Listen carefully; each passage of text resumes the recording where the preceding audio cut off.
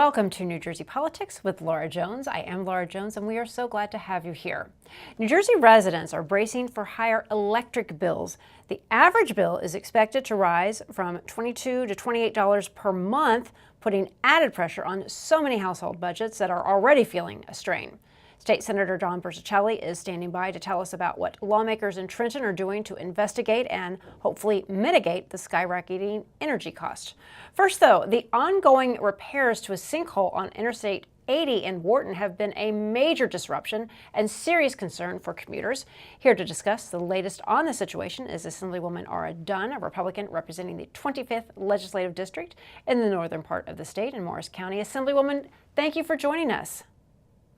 Good morning. Thank you for having me. Absolutely. So, Assemblywoman, can you update us on the status of not just the repairs to the sinkhole on I-80 in Wharton, but what exactly are we dealing with? There's a report of upwards of 90 underground holes found under I-80. Yes, and Laura. I just want to thank you for describing it as a disruption. It's actually upgraded from inconvenience to disruption. It really. I was out there on the site yesterday, and this area, which is in my district, has been immobilized due to this repair work. But yes, 90 voids need to be filled. There were 11 filled over the weekend. And the crews have been working diligently 24/7. So, they're as long as the weather cooperates, that will be completed in within the 3 weeks. Yeah, now I grew up in Florida, so when you think of sinkholes, those are more naturally occurring. What we're dealing with here in New Jersey, it's because of human activity, right? Yes, I mean the history of the interstate when it was first built. I think it actually was completed in the early 70s. So I'm hearing from a lot of constituents that live around the area that say, we know that this was built over a mine shaft. All I can say is right now, we've got to focus on the immediate needs. So we make sure they maintain to be safe and reliable. And thank God there hasn't been an accident or any serious incident. So we're glad that they were detected, and we will have to look into a longer term plan so we're not repeatedly here again. You know that the first sinkhole was found just a few weeks ago and 75 feet away. Right, right. So can you talk a little bit about what the crews are doing to ensure that it isn't just a quick fix, but that the repair is thorough and long-lasting? Yeah, so I've had a crash course in engineering and maybe even a little bit of geology these days. But what they're doing is essentially filling these voids called grouting to stabilize the roads. And how we just detected the 91 voids was through the seismic testing that occurred over the weekend. So look, again, we're glad that it's not news not that we didn't want to receive, but we're glad that we have this information so we can move forward and ensure safety. I like to say, we and we'll make a little pun here on the interstate. It's important to look in the rearview mirror, but don't stare. We've got to move forward and get these roads repaired and look at the long-term, structural needs. Yeah, and So that yeah, go ahead. I was just going to say that speaks to all levels of government coming together, cooperating, and making sure that this is a priority, right? And the priority is attached to our investment in and fixing these roads. There have been some local officials who have been upset, or they've expressed they have expressed satisfaction, rather, with the due diligence of the repair crews. So, can you talk a little bit about that? I have to say that from the Commissioner O'Connor on down, the staff has been available to me 24/7, in relaying this information, keeping the public updated. So everyone has really been very transparent about what they're doing and communicative, and that's really so important. I like to say, communications can save lives. So we are in regular contact, and like I said, they've been working very hard, and the crews. I mean, this is a 24/7 project. Yeah. Can you talk a little bit about The how long do you anticipate that there'll be the I-80 will be closed, given how complex this repair work is? And again, there are more holes. We have the abandoned mine shaft. What are you hearing? Well, it started out as westbound, right? So there were some issues detected. We might kind of switch over to somewhere on the eastbound side. But again, I think, given their record and what they've demonstrated thus far with the 11 voids that were filled over the weekend, it could stay within that 3-week timeline. You were talking a little bit about communication. Who all is being involved in this? Do you have geologists coming in? Like, who, it's more than just what you're seeing with the road construction, because there are concerns about the entire area's stability due to the past mining activities, more than a decade, no, decades ago, rather. So can you That's talk a right. little bit about that? Right. It's one of the most traveled corridors, safe to say, in our nation. Right. So there are various stakeholders, like I said, and various experts, and I think the conversation has to continue, and we have to make sure everyone is at the table as we look at the longer term plan, because we're going to see the residual effects. Right. All of the traffic now that is diverted through the towns. That's taxing local county roads, requiring the deployment of local resources like police to do traffic control. The state police are out there, but really, when you get into the municipalities, it's going to require the support of the local PD as well. Yeah, can you talk just a little bit about that, a little bit more in depth about that, and the economic impact really that this is having on local communities and law enforcement and resources? I'm waiting. I'm in touch with the commissioner every day, but I'm also probably at multiple intervals throughout the day communicating with all the mayors of the surrounding towns. So I know they're monitoring it, and there will be, there'll be a number attached to it. It's interesting. You mentioned communications, and where does that fall? It's the local police that are really helping.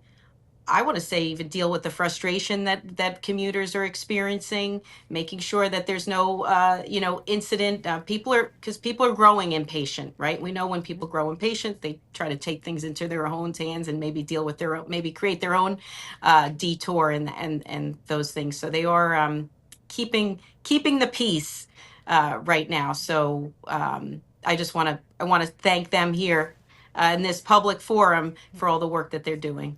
I mean, this is a very heavily traveled road. People are concerned, they're worried. What if this happens again? Are there measures being put in place? Are there investigations going on right now to ensure this doesn't happen again? Because again, this isn't the first sinkhole on this stretch of I-80 where, again, those reports of other holes.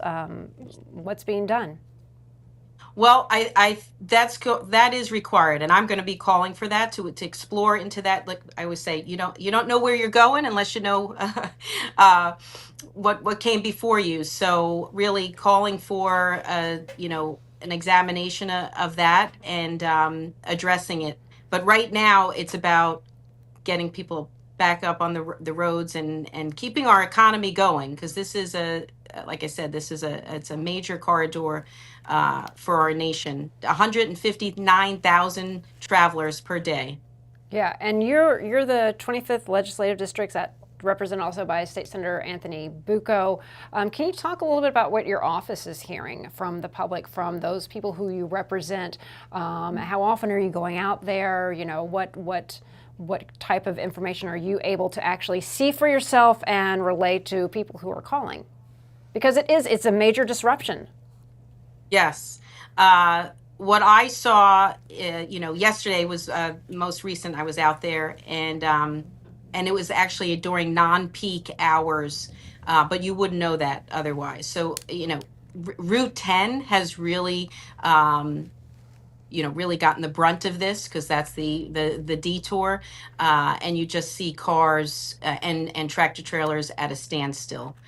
So commuters are having to plan, their adding additional time to get to work, and we know what kind of impact that has on a household and a family, trying to get their kids to school and picking them up in time.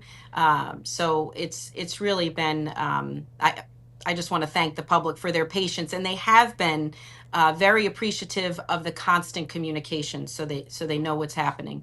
But there is concern about the like, when will this happen again? Right, right. I mean, and really, what can you do to help ease people's minds who are really afraid that they might be driving and fall into a hole? That's what people are worried about. Mm-hmm. Right. And we don't want to say, well, you just avoid the roads, and then we have the problem never goes away, and poor, town Wharton, that's really getting most of the traffic through their towns.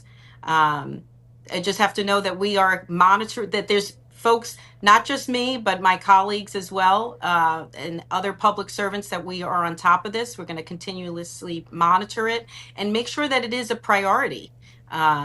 That we're, in making the proper investments in our infrastructure, which isn't always talked about lately. Well, I mean, Right? that goes to a bigger discussion. The Transportation Trust Fund, our crumbling roads, bridges, infrastructure. On a good day, commuting in New Jersey is challenging. And you, as a commuter, build into it, there's probably going to be an accident, there's going to be road construction. And now there's this on top of it that wasn't planned for. And then those crews are having to leave perhaps other projects that they were trying to work on. So it really is compounding.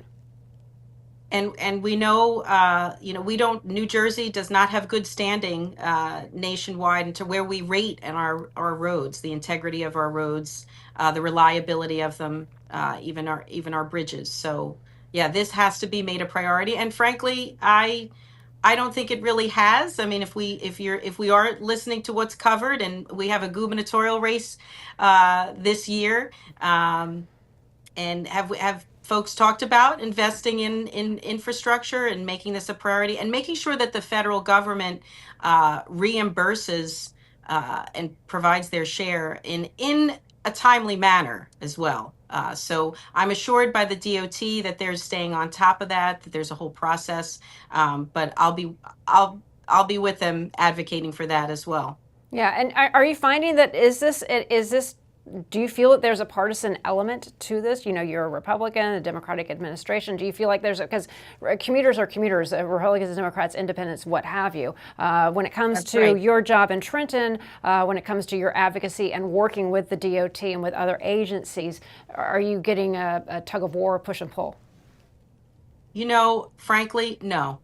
And perhaps Route 80 is our road to unity. How about that? I like you mentioned, everyone's a commuter. It doesn't see any party affiliation, and I really can't thank Commissioner O'Connor enough. I'm glad that I wish he was in the position sooner. Quite honestly, he was appointed, I guess, just in this last year of the governor's last year of his term, and he has the expertise that we need to address this problem. Well, Assemblywoman Aura Dunn, we thank you for taking the time to talk to us and give us an update, and we hope that this is able to be remedied and people are back on the road with as little disruption as possible, as quickly and safely as possible. Absolutely. Safety first. Yep. Thank you, Laura. Thank you.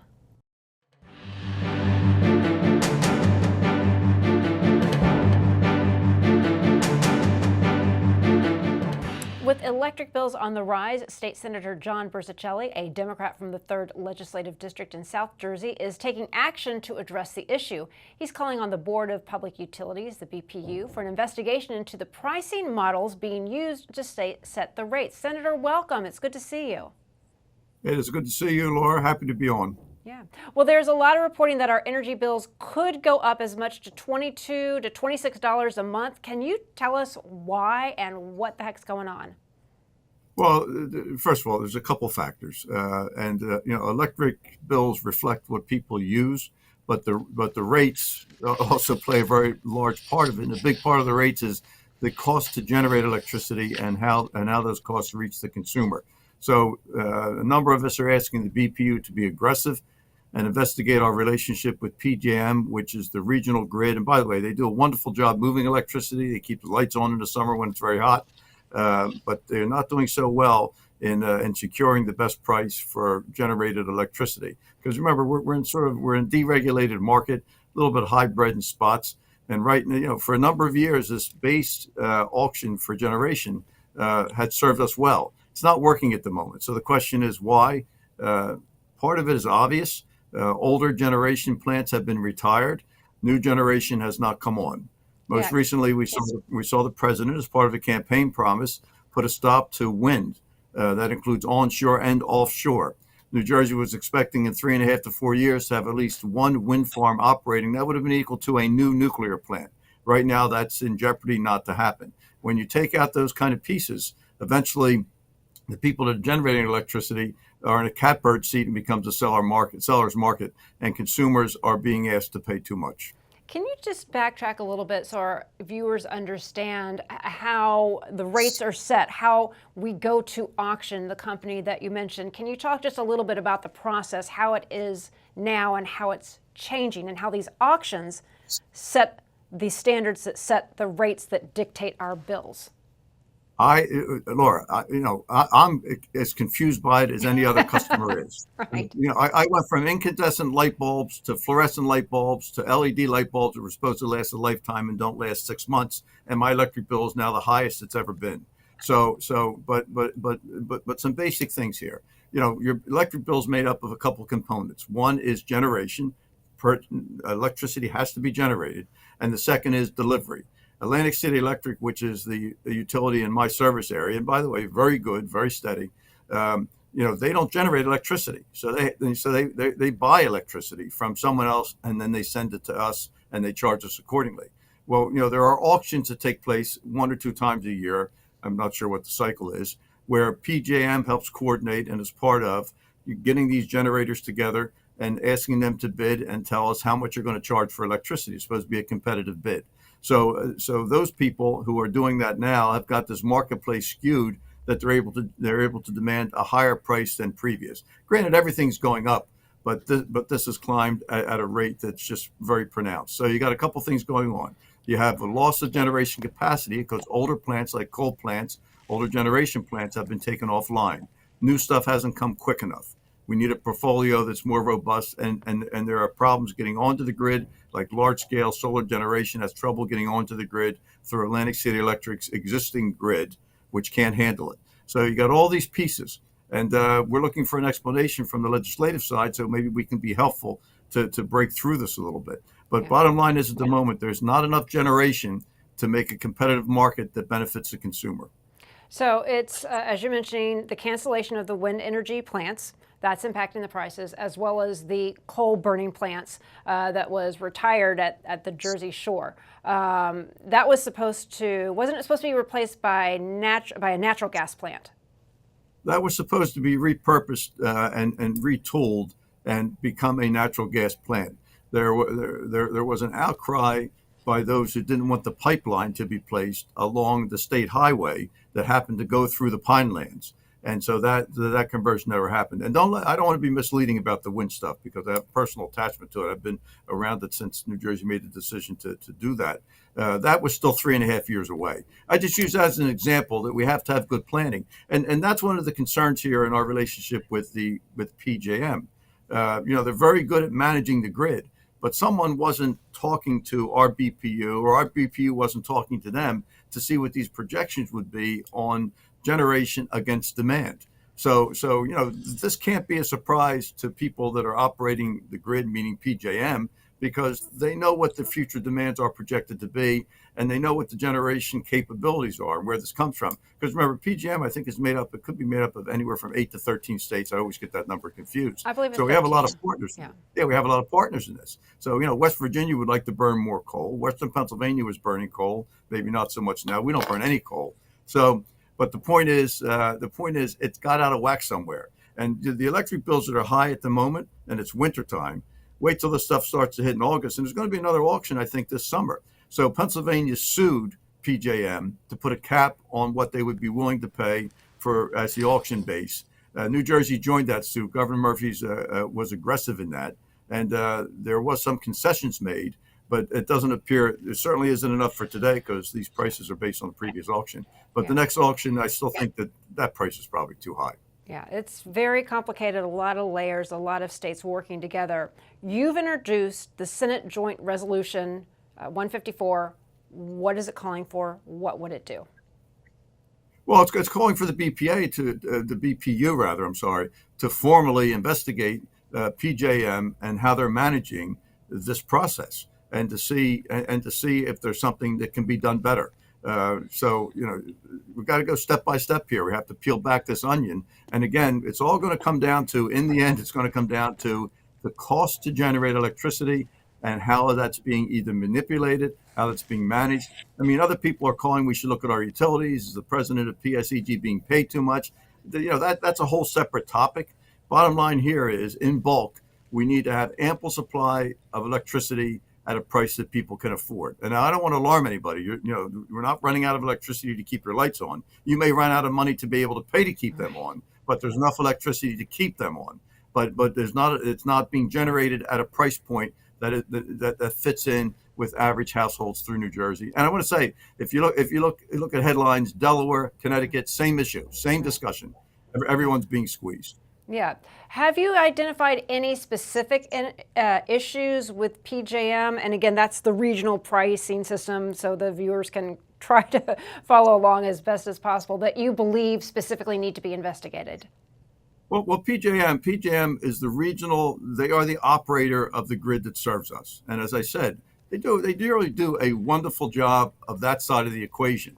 But if you ever visited their facility, very sophisticated, very secure, very important stuff.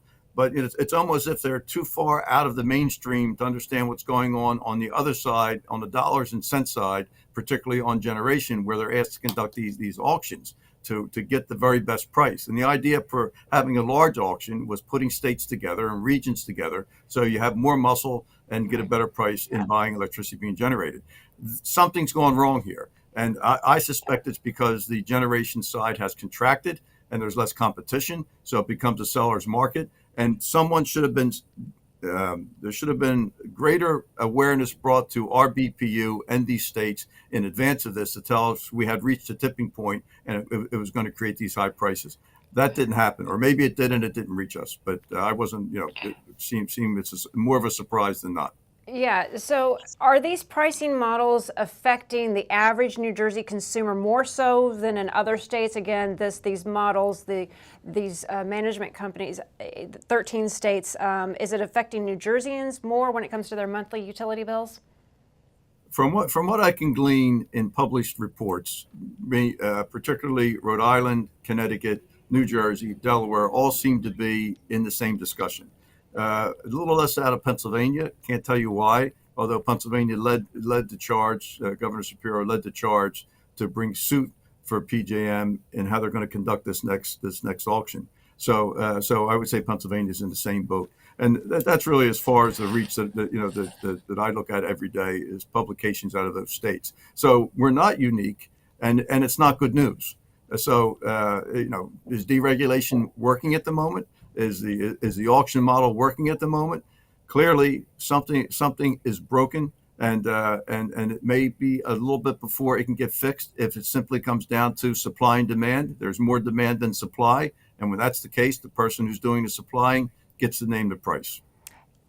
Because you're working with other states, how much can the New Jersey legislature, how effective can the legislature be in beefing up that argument? Again, you're working together with other states, so you aren't alone, so you have more power, more juice, more energy, so to speak.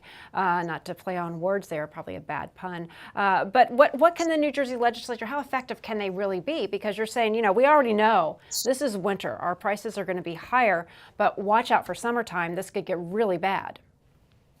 Well, it's going to, because the demand for electricity is just going to grow as the weather gets warmer, because, we have become spoiled as a society. When I was little, we were lucky to have a box fan in the window.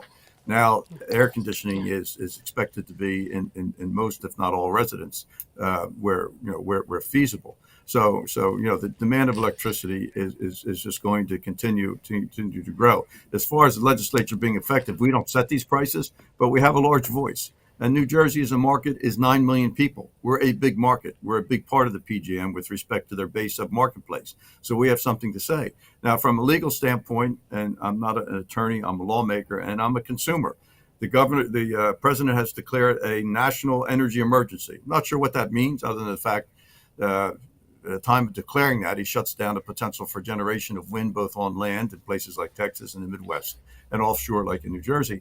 But the point is, if we're in a national energy emergency, are there additional powers available to our governor, for example, to set aside auction results or to step in with a larger hammer to get better prices under certain circumstances? So the legislature will lend its voice to those kinds of approaches. But we don't set the price. Board of Public Utilities sets the rates based on applications made for rates.